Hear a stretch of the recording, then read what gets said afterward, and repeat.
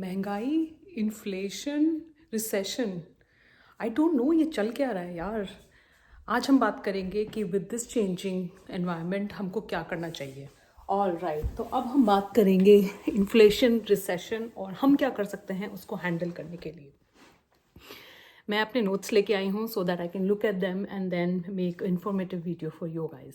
तो JP Morgan ने अपनी प्रिडिक्शन अबाउट रिसेशन रेज कर दी है from 40% to 60%, followed by S&P global, Goldman सैक्स, Barclays, bank of America, UBS and RBS।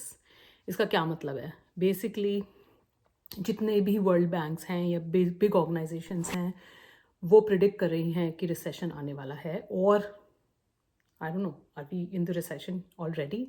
Is looking as if there is recession going to hit or has already hit. तो ऐसे case में आप और मैं जो कि एक नॉर्मल सैलरीड पीपल हैं या फिर हाउस होल्ड हैं जिसके पास एक हस्बैंड, एक वाइफ, मे बी एक बच्चा, 2 बच्चा है, तो ऐसे केस में हमको क्या करना चाहिए?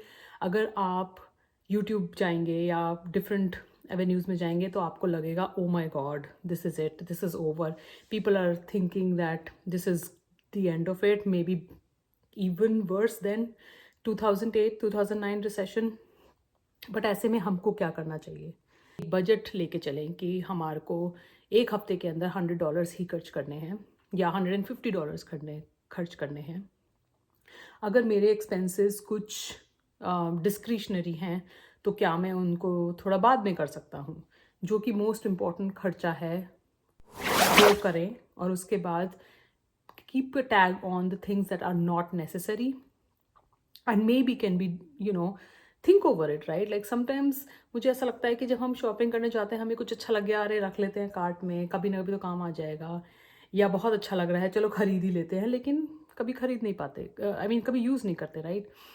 सो it is at this point I think it is very important कि हम एक बजट के साथ चलें, specially we females. I think we have a good handle of क्या यूज़ होगा, क्या यूज़ नहीं होगा, क्या चीज़ पैंट्री में सड़ती रहेगी और क्या चीज़ हमें एक्चुअल में ज़रूरत है।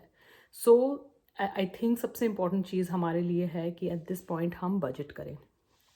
दूसरी चीज़, emergency fund. Now emergency fund कुछ भी हो सकता है आपके लिए, हमारे लिए probably is 3 to 6 months of monthly salary, which means कि खुदा ना खास्ता कल को कुछ हो जाए, हमारी जॉब नहीं रहे या फिर कुछ अनफोर्सिन सर्कमस्टांसेस आ जाएं, तो हमारे पास उतना पैसा हो कि हमारी जो डेली के खर्चे हैं वो चल जाएं। आई थिंक 3 months और maybe 6 months is where I feel comfortable कि हाँ हमारे पास इतना पैसा है कि कल को कुछ हो जाएगा तो हमको एकदम से पैनिक मोड में आने की ज़रूरत नहीं है।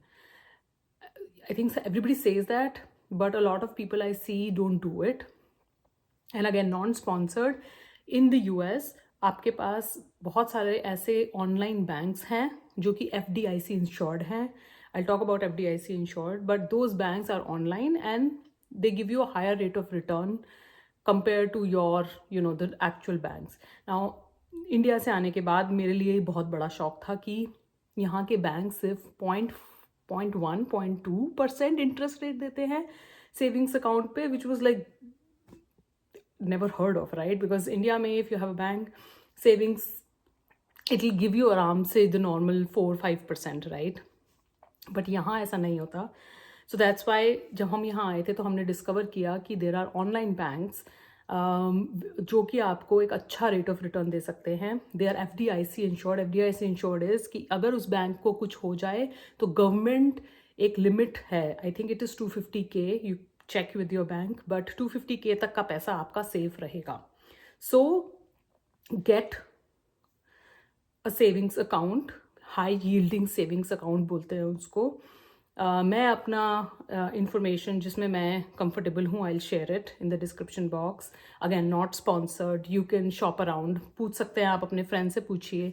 आई एम प्रिटी श्योर कि आपके फ्रेंड्स भी किसी न किसी अकाउंट में हाई यील्डिंग अकाउंट में पैसा रखते होंगे. So that something that is cash that is available to you जैसे ही आपको ज़रूरत हो. So that's second thing, emergency fund. The third thing is, और आई थिंक ये तो बहुत लड़ाई झगड़ा होने वाला है अगर लोग इसको देखेंगे, बोलेंगे क्या बोल रही है ये, but stay invested. I think इतना पैनिक मार्केट में क्रिएट हो जाता है एंड एवरीबडी गेट्स कि मेरा 401 के इज नाउ 201 और 101, but don't panic. I think सबसे बड़ी इंपॉर्टेंट चीज़ हमें जो याद रखनी चाहिए is not to panic at this point. If possible stay invested. देखो बहुत सिंपल सा फंडा है. अगर 2024 में आपके पास $100 थे, तो आप उससे कुछ 25 units of stocks, mutual funds, index funds, whatever आप खरीद सकते थे उस $100 से. अब because of recession, because of everything that's going on, उस $100 से अगर आप अभी भी सिर्फ $100 ही इन्वेस्ट कर रहे हैं, उस $100 से आप मे बी 25 यूनिट्स खरीद सकते हैं. ऑब्वियसली इतना पैनिक है कि लोग सोचेंगे कि अरे लेकिन मार्केट गिर रही है, पता नहीं और कितनी गिरेगी और क्या हो जाएगा. But if you look at the brighter side, तो अब आप उससे 25 और 25 यूनिट्स खरीद सकते हैं. So simply by you using what's happening, you're able to buy more, right? So you already made a profit of $25 on the $100 that you invested, which is a good profit to make, right? और उसके ऊपर से compounding का impact. If you do it every month or every year, you add on, and that's called compounding. So essentially आपका पैसा grow करेगा, and that's how you become wealthy when everybody is panicking. Now, obviously, this is not an investment advice. I am just a female trying to help out there people who are panicking and people who are saying कि क्या हो रहा है अभी क्या करना है and all that stuff. So please use your discretion, but I think that's how you should be thinking about it, as it is as an opportunity and not a doomsday.